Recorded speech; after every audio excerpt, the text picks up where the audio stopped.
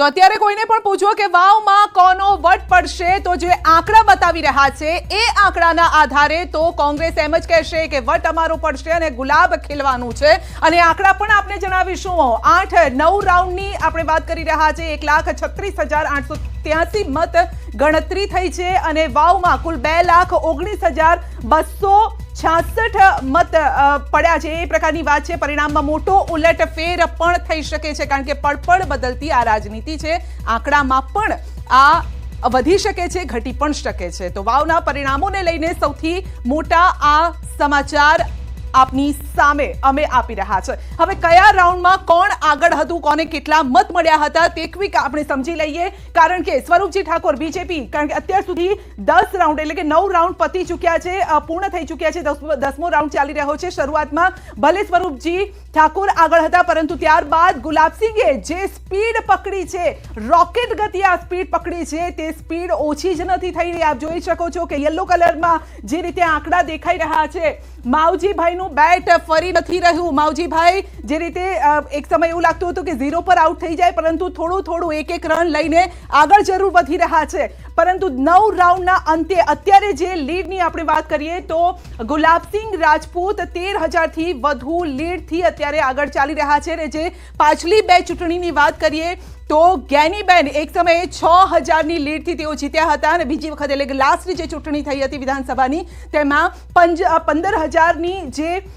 Lead હતી તેનાથી તેઓ જીત્યા હતા હવે આ લીડ ગુલાબસિંહ કાપી શકે છે કે નહીં તેના પર નજર રહેલી છે આ લીડ કપાશે તો કેટલી થશે કારણ કે કોંગ્રેસ હમણાં જ રાજેશભાઈ આપણે કહી ચૂક્યા હતા કે અમે 10-12,000 જ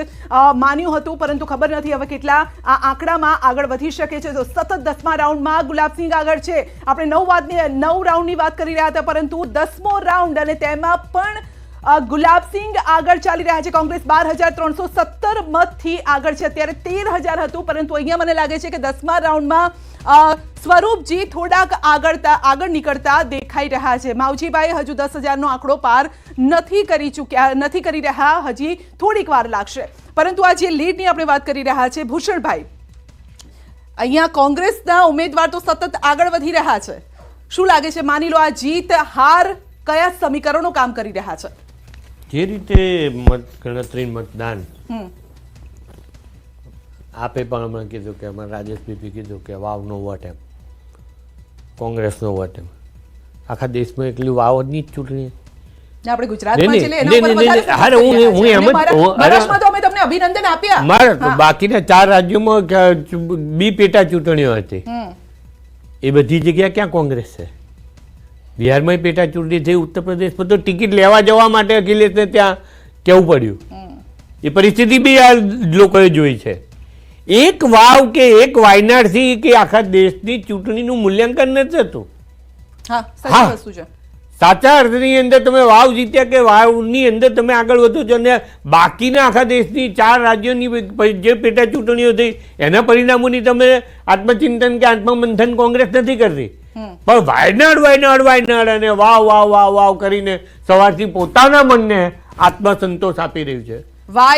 વાવ અને વી ફોર વિક્ટરી આ 3 સમીકરણો અત્યારે તો રચાઈ એટલે મારો કહેવાનો મતલબ એટલો છે મેં પહેલા બી કીધું હતું હજુ બી કહું છું ચૂંટણીના પરિણામ પછી કહ્યું કે ભારતીય જનતા પાર્ટીનો કાર્યકર્તા ભારતીય જનતા પાર્ટી એ હારતી નથી એની અંદરથી શીખે છે અને એનું મૂલ્યાંકન નિશ્ચિતપણે કરે છે અને જેના પરિણામો દેખાય છે કે એ ભારતીય જનતા પાર્ટીનો કાર્યકર્તા 24/7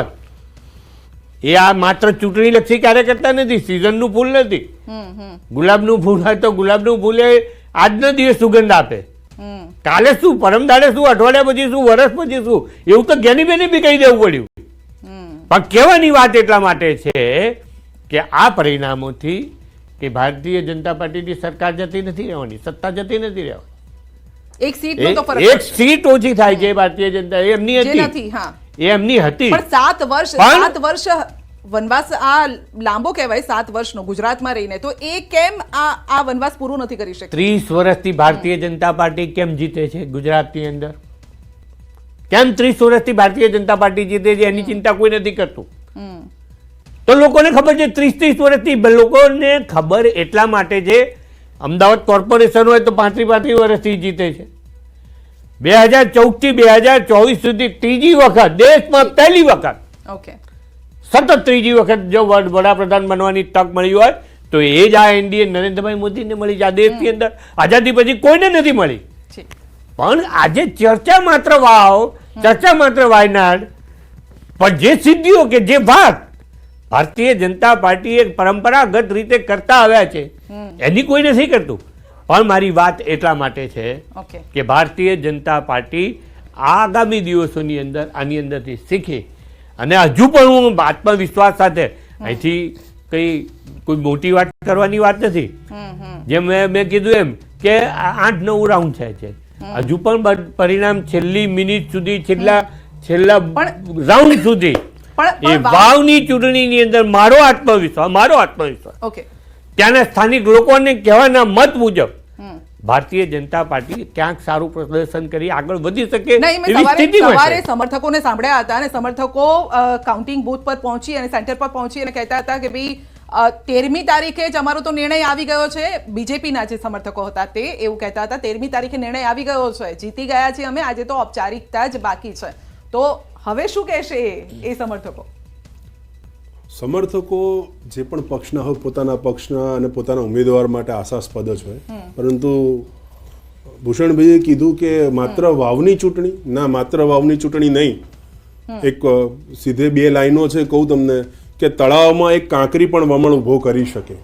ગુજરાતની અંદર માત્ર એક પેટા ચૂંટણી હતી અને એમાં આખું ભારતીય જનતા પાર્ટી એક બ્રેકિંગ આપી દે. સાંજે 7 વાગે પીએમ નરેન્દ્ર મોદી સંબોધી શકે છે. મહારાષ્ટ્રના વલણમાં મહાયુતિ આગળ 200 નો આંકડો પાર કરી ચૂકી છે. સાંજે 7 વાગે પીએમ નરેન્દ્ર મોદી દિલ્હી મુખ્યાલય જશે. પહેલા મહારાષ્ટ્રની વાત આવી હતી, પરંતુ દિલ્હી મુખ્યાલય પર જઈ અને સમર્થકોને સંબોધશે. ત્યાંનો અવાજ દિલ્હીમાંથી અવાજ કરશે, મહારાષ્ટ્રમાં પહોંચશે અને આ સાથે મહારાષ્ટ્રના જે પણ કાર્યકર્તાઓ છે બીજેપીના અને જે રીતે જીતાડવામાં તેઓએ મહેનત કરી છે તે તમામને અભિનંદન પણ આપશે. જી કન્ટિન્યુ.